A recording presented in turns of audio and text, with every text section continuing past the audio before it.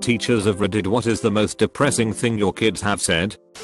I had a student that frequently lingered in my classroom after school. She often looked ill and was always very weird. One day she opened up to me and said that her mother and her live-in boyfriend shot up heroin every night. I told my principal after she spoke to me, and she informed that CPS was already involved. A few days later the same girl told me that her mom and boyfriend would shoot her up with heroin and tell her that she couldn't tell anyone they were still doing it because she would get in trouble for doing it too. She asked me to keep it a secret, which I obviously couldn't because she was worried she'd get arrested for drug use. She no longer lives at home, thankfully. One of my students, who was always in a good mood, came into the class looking very down. She was not acting her usual self. I had to get onto her several times for being on her phone. Again, very unlike her. She asked if she could speak to me in the hallway. "Kid, I'm sorry for being in such a bad mood today. Can I tell you why?" Me, of course. Kid proceeds to take her cardigan off. She had a tank top on underneath and showed me welts that she had gotten the night before from her mother beating her with an electric cord. She says, "My mother beat me for no reason last night and I don't know what to do." Sadly, it was not the first time I had to report. I teach pretty much exclusively college freshmen, and by that point they all have that fatalistic sense of humor anyway, but it gets real sad when they get to the end of their rope. Nothing specific that I can remember, but a lot of "why did I think I could make it in college? I'm too stupid for this. I should drop out." And they actually mean it. Stuff like that. Monday, however, a student asked to talk to me before class and said, "I know this paper is important and all, and I don't want you to hate me, but I couldn't get my paper done. And I'm used to this sort of thing. I mean, it's just natural." But then he take a deep breath and blurts out, "My dad called me last night and told me he was leaving my mom and moving away, so he's leaving me too, and I just couldn't deal with it. I'm really sorry if you're mad at me." It just hits me hard when they have to deal with more than they should, and on top of that they think I've formed a personal opinion of them and that I'm going to think badly of them based on something like this. I ran holiday science workshops filled with brainy kids, as you'd expect. There was an 11-year-old girl who was brilliant at everything. The content was clearly beneath her. Very quiet, respectful, well liked by the other kids. Her parents were moving soon because she received scholarships to a prestigious school. Whenever her dad came to pick her up, he was obviously proud, telling me about all her achievements, how she was in advanced classes, just won all these sports awards too, etc. Showed videos and photos of her winning all these soccer games. They enrolled her younger brother in similar sessions. He gave it a go in the first few but really struggled, always the last to finish, and felt his work didn't look as good as the others. Looked embarrassed to ask for help. He screamed at his sister when she tried to fix his circuit. Eventually he just began acting out, putting off the work, challenging me to get a laugh out of the other kids, messing around. After a disastrous month he stopped trying altogether. He just came in one afternoon and sat there, not doing anything. I tried to engage him in the activity and said if he didn't like what the other kids are doing, we could pick anything else he wanted to do. He said something like, "What's the point? My parents will never love me as much as they love my sister." I've had a lot, but one morning 2 students came in early to my room and asked if they could use my student computer. I said sure, and figured that they just needed to finish a project and knew I always got to school early. Nope. Turns out their best friend was murdered 2 days before because he wouldn't give his money he earned to someone trying to rob him. His family needed the money to not be homeless, so he died trying to look out for his family, and for like $80 or something. My students were creating flyers and a GoFundMe so they could try to help the parents not be homeless and to afford a funeral. To make matters worse, the kid was murdered on a Saturday. He was left to bleed out and die, to be found the next morning. The fucking murderer came to my school on Monday, as if nothing had happened. Cops pulled him out of the class in the middle of the day once they had figured out it was him. MS. Spide, do you know how to get local electric company to turn your power back on? I get paid today, but they pay me on a card, so do I get out cash and get a money order, and where do I take it to? Kid was 16, but kid got their power turned back on. that day, all by themselves. I didn't do spit or biscuits, but teach them how to talk to people in call centers and make the introduction to the CSR. And then later their power bill got reduced because the school social worker has programs for that sort of thing. The local power company sent them some energy saving free stuff, including some light bulbs. Kid and their siblings had been short some lights at home for a while, and we got their water and sewer discounted as well. School social workers are pal. Their surviving parent was trying. It's just hard with a parent of their own who isn't well, that many kids and 2 fast food jobs. Kid is in college now. Damn near full ride. Commutes from home to save money, puts their housing stipend towards the family rent, utilities, and gas for their own old Toyota. Their parent looks like they just took their first breath in 10 years. I'm proud of all my students, but especially that one. My mother was a teacher for nearly 30 years. She spent the last 10 years at a middle school that was pretty hard up in the Tulsa public school system. She had a very good student who came to school every day in the same clothing. We can call him Jay. The clothing was always washed, but even so around halfway through the year, his clothing was becoming tattered and stained.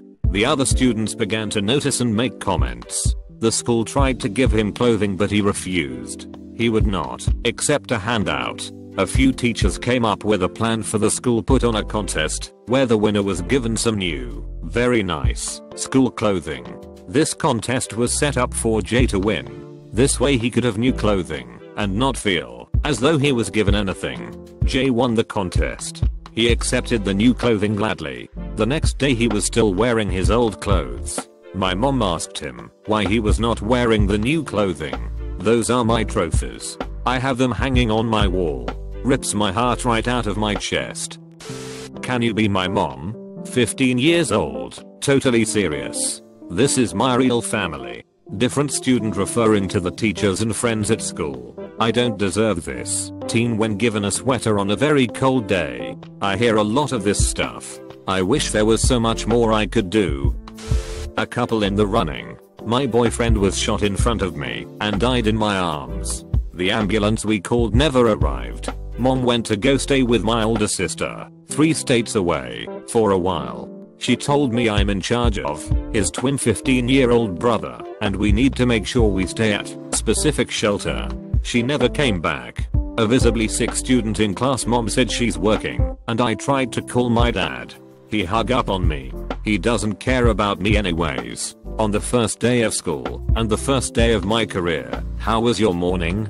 Dude took 2 to the chest on his front porch on my way to school. Don't worry though, I didn't see his face. What are we doing today? A 6-year-old preschool kid took my hand and wanted to show me something he had drawn. The drawing was in dark colors and sort of angry looking. He explained that he had drawn his heart, which was broken and hurting very bad. He said it wasn't any fun when his heart hurt like that.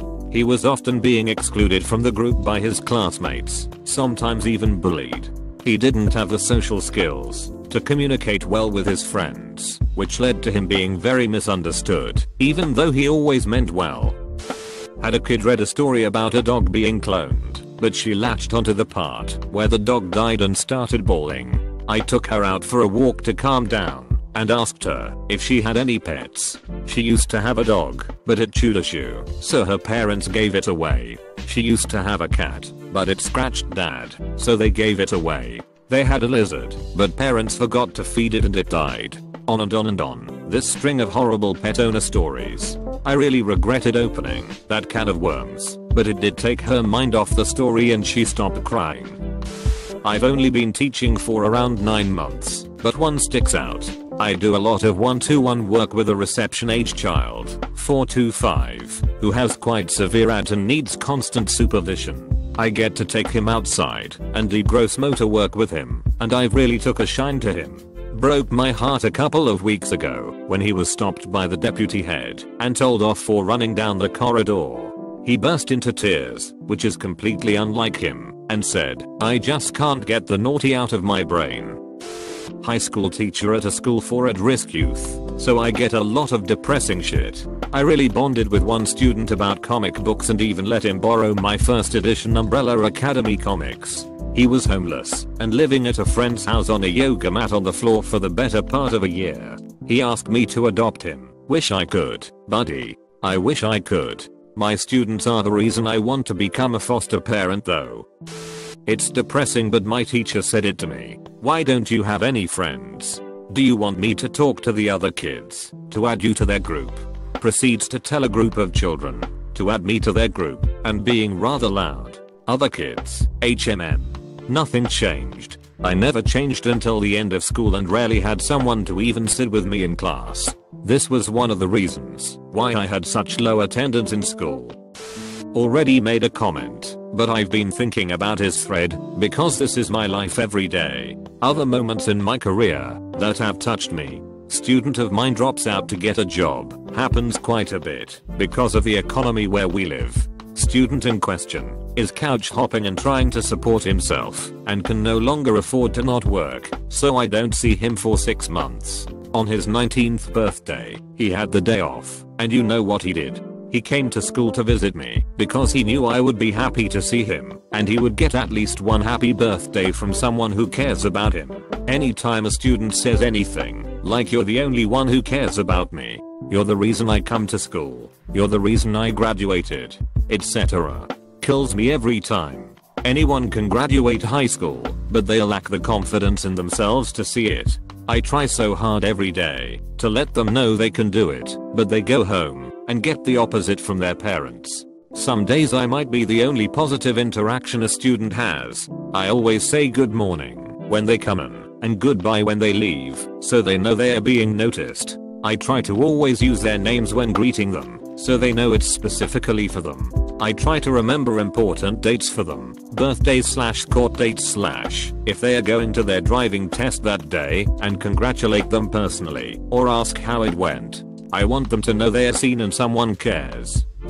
I had a student write his will in his notebook. I was walking around at the start of class, checking to make sure students were starting their bell work, responding to a prompt, and I didn't believe what I saw at first. I immediately talked to him outside and sent him to the counselor, but it was one of the most depressing yet jarring things I've seen. He was 12 years old when this happened. Thankfully he is still alive and well. Not a teacher, but one of my close friends. I've known her since the start of high school. She never realized her home life was as bad as it was. She spoke about her mum neglecting her, while the 14 foster cats they could barely afford to feed were spoiled rotten, and how eating the same thing every night, her only meal for the day, started to make her nauseous. The real kicker is that her mother got cancer, and as soon as she died, she said, "I'm so glad she's dead. I wish she died sooner," or something along those lines.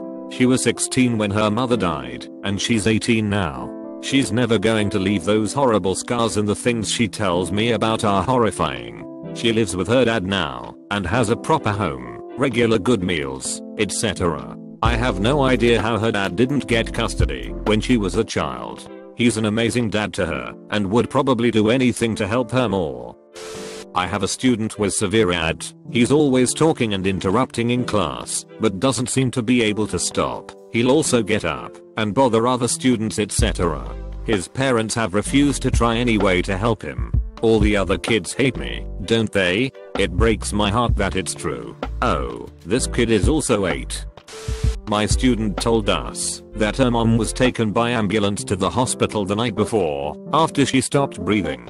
The other kids pressed her on what happened, and she just shrugged and said her mom would be okay. 2 days later, I got the word that her mom was brain dead. Her daughter had no idea. That Friday afternoon, I let the kids have an extra recess and watched my student play and laugh with all the other kids in the sun, knowing that she might not be happy like that again for a long time. Note to the teachers: when I was about 15 and going through some rough stuff at home, I wrote that I wanted to die in the back of my maths book one lesson. I didn't expect anyone to find it, but my teacher, who was brand new to the profession, did. Although I was a moody, angsty teenager, he took the time to schedule a counselor's appointment on my behalf and sent me to the office in the block of my next maths class. I was so angry at him for sending me there and assumed it was because he hated me and wanted me out of the class. Looking back, I'm eternally grateful. I got the help I needed, got support for my family issues and schooling issues, and came out of high school a happy kid. If you see something anything at all, please report it. I can't tell you how different things could have been if I'd kept quiet. We may be moody, grumpy, and ungrateful teenagers, but deep down, we are still just kids who might not want to open up unprompted. Not a teacher, but a student. We had a teacher, Mr. B, who had cancer while we were in school. He took a break from teaching, and a few months later a kid in my class, who had a history of just pure violent outbursts, said to a maths teacher, Mrs. S, that she wished Mrs. S had cancer, not Mr. B. Mrs. S broke down into tears, obviously. Have to admit I had no idea what to say, and the kid got the royal shit beat out of him by other students for it. I can think of so many. However, the worst was a student who didn't plan to be around for the holidays. He had decided to end his life when school broke up, which at the time was the end of the week. He started making goodbye type comments, and when I realized what may be happening, I spoke with him. Not a new experience for me. He told me what he had planned, and that I didn't need to worry, no one would miss him. I already knew a lot about his life, and this was the point in my life that I knew I was sitting with the loneliest person on the planet. Long story short, he is still well and good to this day, and still in contact with me after a number of years. I taught students with intellectual disabilities. Some people use the term mentally challenged. I can't remember what we were doing, but I had a student who had a hard time stringing complete sentences together look at me and say, I don't want to be retarded. I want a smart brain like you. It was heartbreaking. Most of them knew they had disabilities and understand just enough to feel inferior. I was speechless, but if it happened again, I'd remind this child of his remarkable gift of humor and bringing joy to others.